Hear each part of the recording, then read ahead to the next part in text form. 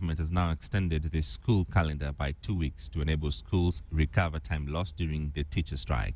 The second term will now close on the 16th of August, a week later than earlier scheduled, while the third term will also be extended by a week.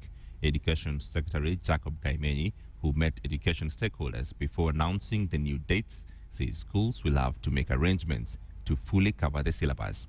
And as KTN's Rita Tinina reports, the new dates do not affect national examinations.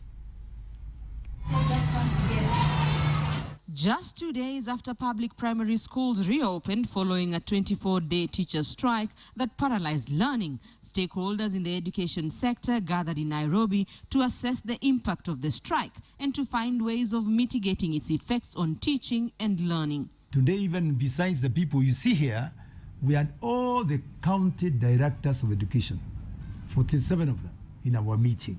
To help pupils make up for lost time, the government has now extended the school calendar by 1 week for the second term and by another week for the third term.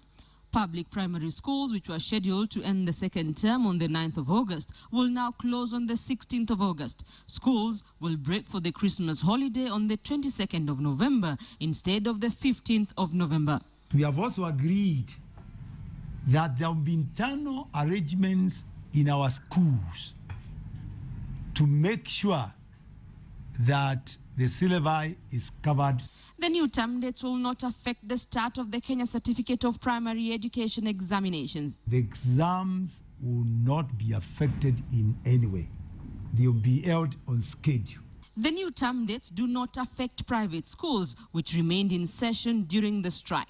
Last year, the government extended the third term by 3 weeks and postponed the start of national exams following a 3-week teacher strike.